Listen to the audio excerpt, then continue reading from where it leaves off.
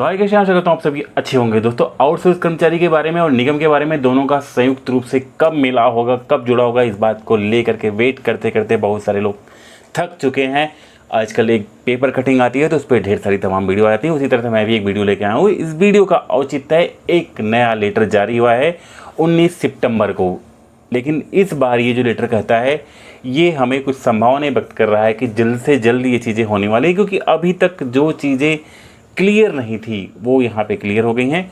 तो इस लेटर में बहुत सारी ऐसी चीज़ें हैं जो पहले हम डिस्कस कर चुके हैं, उन पे नहीं बात करेंगे। जो इसमें नया है उस पर बात करेंगे, और कितने जल्दी हो सकता है, ये संभावनाएं कब तक है, कब तक ये निगम से जुड़ जाएगा, कब तक आपकी सैलरी बढ़ जाएगी, इन सब विशेष पॉइंट पे आज के वीडियो में बात कर लेते हैं। फटाफट देखते हैं। ये लेटर हमारे बीच में है। लेटर आप सब आशा करता हूँ कि पढ़ चुके होंगे, और इसमें मेन यही है कि उत्तर प्रदेश आउटसोर्स निगम कंपनी 2013 के सेक्शन 8 के अंतर्गत एक public limited company non profit का गठन विषय, ठीक है, ये इसका विषय है। और इस विषय में ये तमाम चीज़ें वही हैं कि जो भी कंपनी है, इसका जो विज़न है वो है कि आउटसोर्स कार्मिक को पूरा पारिश्रमिक तथा उनके अन्य सुविधाएं सुगमता हुआ समय से उपलब्ध करना है। इसके लिए एक प्रभावी पारदर्शी व्यवस्था बनाई जाएगी जो कार्मिकों के हित के लाभ आरक्षण व्यवस्था अनुपालन सुनिश्चित करेगा। उद्देश्य क्या है इसका?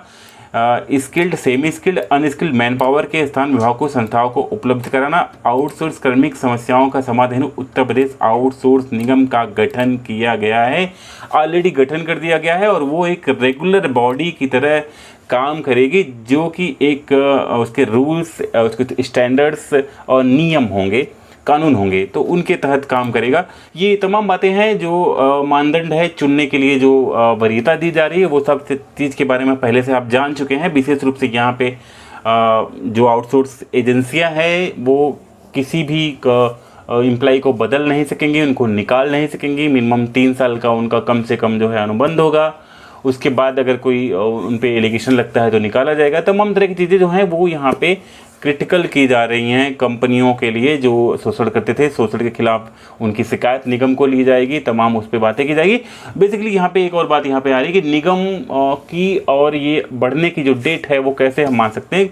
यहाँ पे हम बात करें कि क्योंकि निगम तभी काम कर पाएगा जब उसमें काम करने वाले लोग एक्टिव हो जाएंगे। यहाँ पे निगम कार्यालय की संरचना में है महानिदेशक, कार्यानिदेशक और जनरल मैनेजर। यहाँ पे कैडर पोस्ट लेवल 67,000 रुपये, ऑन डेपुटेशन ज्वाइंट 15,600 ये, और ये दिख रहे हैं यहाँ पे आउटसोर्स MBA HR 10 वर्ष, जनरल मैनेजर का 1 लाख रुपये सैलरी है, मैनेजर ऑपरेशन HR 40,000 रुपये जो है। तो देखिए बहुत सारी चीज़ें यहाँ पे है। महानिदेशक, व्यक्तित्व सहायक, वित्त नियंत्रक, कंपनी सचिव। तो अब यहाँ पे ये इनके सारे वेतन निश्चित किए जा रहे हैं। इसका मतलब है कि जो लोग निगम को ऑपरेट सर्कुलेट करेंगे उनकी सैलरीज, उनके पद की यहाँ पे डिटेल्स क्लियर हो गई है। अब निगम का स्ट्रक्चर रेडी होगा। जैसे निगम का स्ट्रक्चर रेडी होगा तो ये सारी चीज़ें सर्कुलेट हो जाएंगी, और जितना भी लोगों के मानदेय बढ़ने हैं वो मानदेय बढ़ जाएंगे, जो उनके रूल्स हैं वो सारे रूल्स लागू हो जाएंगे। तो कब तक हो पाएंगे, एक बड़ा सवाल यहाँ पे है, ठीक है। कौन कौन होंगे ये सूची तो पहले से जारी हो चुकी है, लेकिन सबसे बड़ी चीज़ है कि यहाँ पे कब तक होगा। तो अभी माह है सितंबर का, और आई होप सितंबर से लेकर के अक्टूबर तक ये प्रोसेस अक्टूबर माह में होगा कि निगम के जो ये एक तरह से कमेटी है, एक टीम है, जो वहाँ के एम्प्लॉयज़ हैं, उनकी नियुक्ति की बात है। और जैसे ये कंप्लीट होती है तो उसके बाद फिर निगम सर्कुलेट करेगा सारे रूल्स को और मानदेय। तो बात को घुमाएंगे नहीं, अक्टूबर, नवंबर, दिसंबर, जनवरी, this is last month, maximum जनवरी के आगे नहीं जा पाएगा।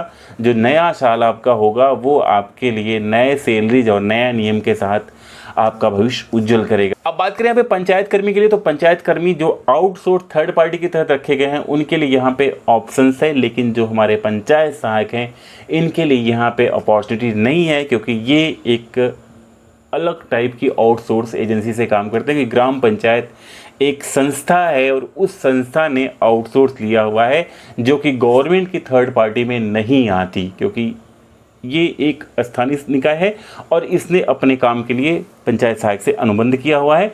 तो आउटसोर्सिंग हुआ, बट ये ग्राम पंचायत की आउटसोर्सिंग थी, इसलिए अभी इन्हें वेट करना पड़ेगा गुड न्यूज़ के लिए।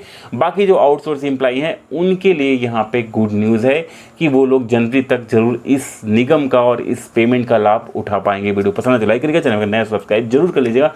मिलते किसी वीडियो में, तब तक के लिए जय हिंद भाई दोस्तों।